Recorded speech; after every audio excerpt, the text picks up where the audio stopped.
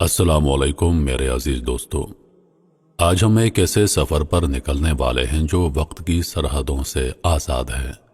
یہ چند گھنٹوں کی بھوک کی کہانی نہیں، یہ ہزاروں برسوں کی وہ خاموش جدوجہد ہے جس میں انسان نے اپنے نفس کو پہچانا، اپنی خواہش کو روکا اور اپنے رب کے قریب ہونے کی قیمت ادا کی۔ ذرا آنکھیں بند کیجئے اور تصور کیجئے، ایک انسان کھڑا ہے، سورج سر پر ہے، گرمی شدت اختیار کر رہی ہے، حلق خشک ہے، پیٹ خالی ہے، سامنے پانی رکھا ہے، کوئی دیکھنے والا نہیں، کوئی روکنے والا نہیں۔ اگر وہ چاہے تو ایک لمحے میں گلاس اٹھا سکتا ہے، مگر وہ نہیں اٹھاتا۔ کیوں؟ کیونکہ اس کے دل میں ایک یقین ہے کہ میرا رب مجھے دیکھ رہا ہے۔ یہی روزہ ہے۔ اکثر لوگ سمجھتے ہیں کہ روزہ صرف 1400 سال پرانی عبادت ہے، لیکن اگر ہم تاریخ کی گہرائی میں جھانکیں تو معلوم ہوتا ہے کہ یہ عبادت انسان کی تخلیق کے آغاز سے جڑی ہے۔ یہ صرف ایک مذہبی رسم نہیں بلکہ انسان کی فطرت کا حصہ ہے۔ یہ سفر شروع ہوتا ہے جنت سے، وہ جنت جہاں نہ بھوک تھی، نہ پیاس، نہ تھکن، نہ بیماری، ہر نعمت میسر تھی۔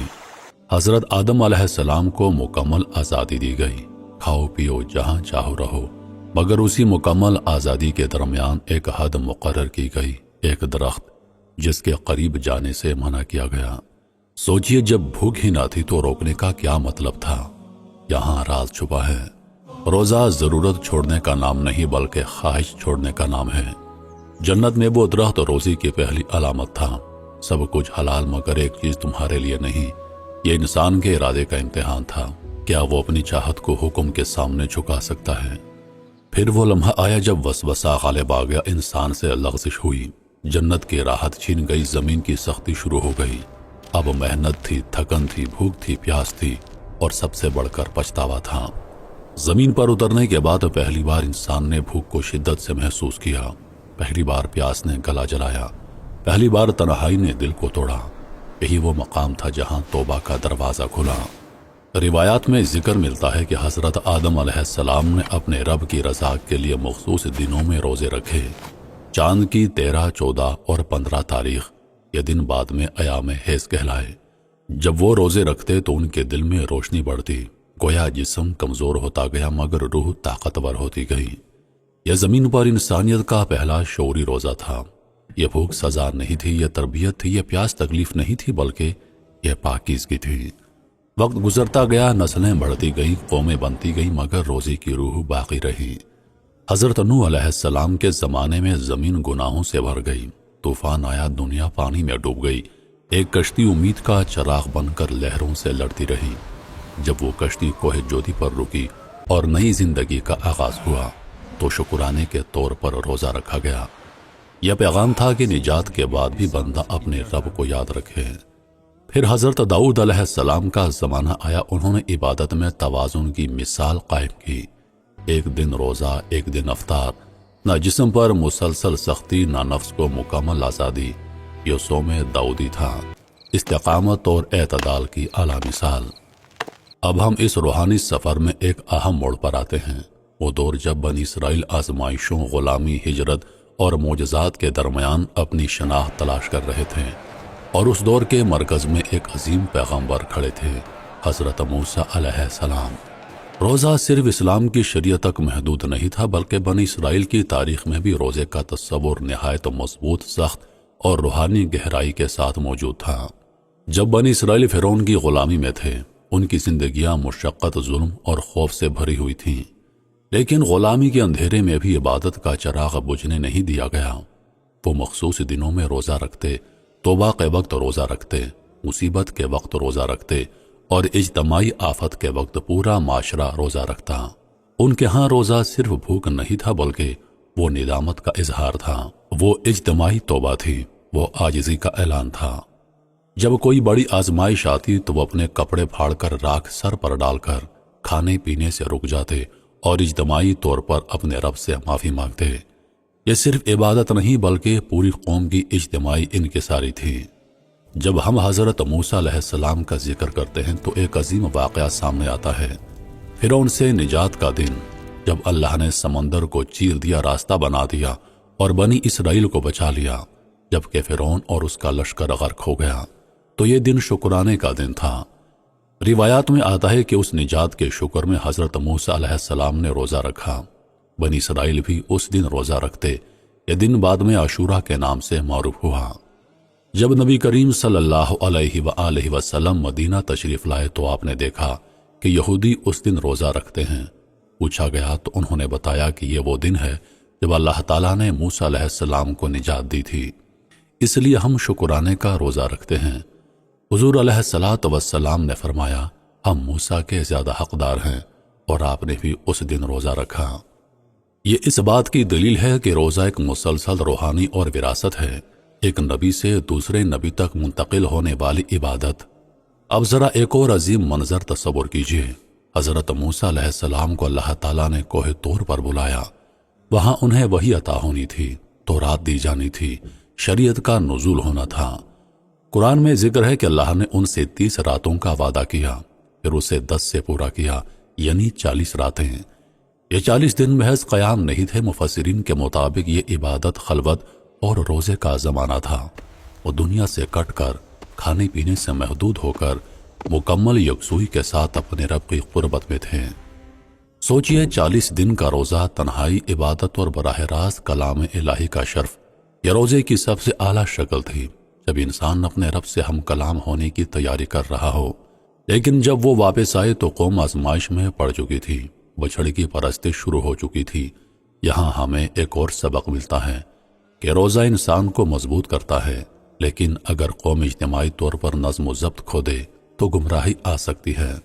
بنی اسرائیل پر بعض اوقات روزے کی شرائط ہم سے زیادہ سخت تھیں۔ بعض روایات کے مطابق ان کے ہاں اگر کوئی روزہ کھولنے کے بعد سو جاتا تو اگلے دن تک دوبارہ کھانے کی اجازت نہ ہوتی، یعنی افطار کا وقت محدود ہوتا۔ اسی طرح کچھ اوقات میں مکمل خاموشی بھی شامل ہے۔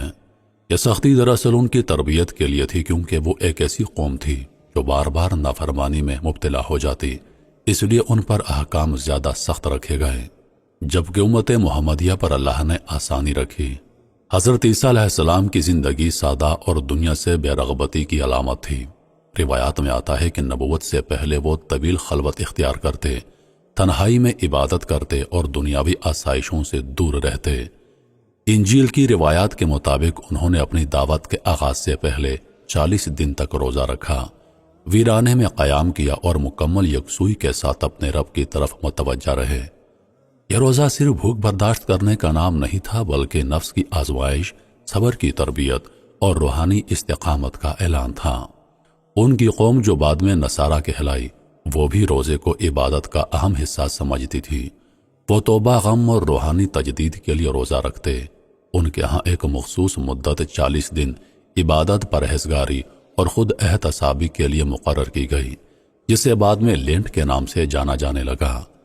اس عرصے میں وہ کھانے پینے میں سادگی اختیار کرتے، بعض اوقات گوشت یا مخصوص غذائیں ترک کرتے اور اپنی زندگی کو زیادہ عبادت اور خیرات کی طرف موڑ دیتے ہیں۔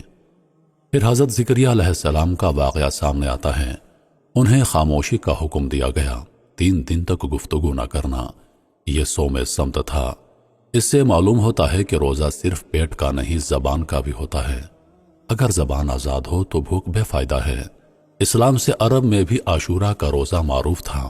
قریش اس دن روزہ رکھتے۔ نبی کریم صلی اللہ علیہ وآلہ وسلم نے بھی ہجرت سے پہلے اس کا اہتمام کیا۔ یہ اس بات کا ثبوت تھا کہ روزہ انسانیت کی مشترکہ روحانی وراثت ہے۔ پھر مدینہ کی سرزمین پر وہ تاریخی لمحہ آیا جب رمضان کے روزے فرض ہوئے۔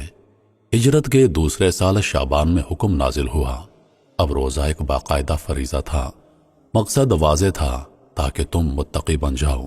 مدینہ کی پہلی سحری کا منظر تصور کیجئے۔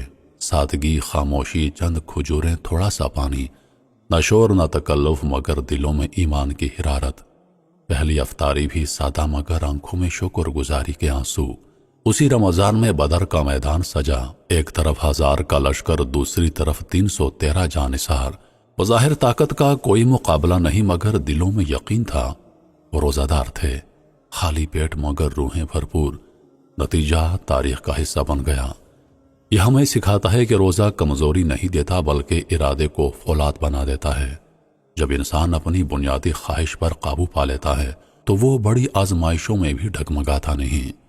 روزہ ہمیں سکھاتا ہے کہ میں کھا سکتا ہوں مگر نہیں کھاؤں گا، میں پی سکتا ہوں مگر نہیں پیوں گا، میں بول سکتا ہوں مگر خاموش رہوں گا اگر بات میرے رب کو پسند نہ ہو۔ یہ خود پر حکمرانی کی مشق ہے۔ جب پیٹ خالی ہوتا ہے تو دل نرم ہو جاتا ہے۔ انسان غریب کی بھوک کو سمجھتا ہے، اس کی آنکھوں میں درد آتا ہے، وہ صدقہ کرتا ہے، زکوٰۃ کرتا ہے، دوسروں کی مدد کرتا ہے۔ روزہ سماجی انصاف بھی پیدا کرتا ہے۔ رمضان کا اصل مقصد صرف 30 دن بھوکا نہیں رہنا بلکہ اصل مقصد تبدیلی ہے۔ اگر رمضان گزر جائے اور انسان ویسا ہی رہے جیسا پہلے تھا تو اس نے صرف بھوک برداشت کی، روزہ نہیں رکھا۔ روزہ ہمیں یاد دلاتا ہے کہ زندگی عارضی ہے۔ جیسے ہم غروب آفتاب کا انتظار کرتے ہیں ویسے ہی ایک دن موت کا سورج غروب ہوگا۔ جیسے ہم اذان مغرب کا انتظار کرتے ہیں ویسے ہی ہمیں جنت کی اذان کا انتظار کرنا چاہیے۔ جدید تحقیق بھی بتاتی ہے کہ وقفے سے بھوکا رہنا جسم کے لیے مفید ہے مگر مومن کے لیے اصل فائدہ روحانی ہے۔ یہ عبادت انسان کو خود احتسابی سکھاتی ہے۔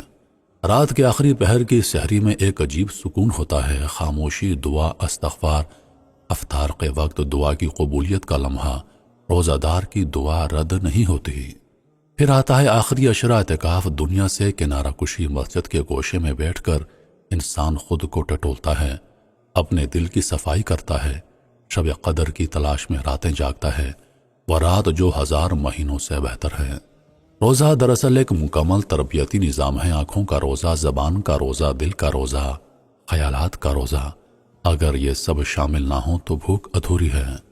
یا اللہ ہمیں ایسا روزہ عطا فرما جس میں صرف بھوک اور پیاس نہ ہو بلکہ تقویٰ ہو۔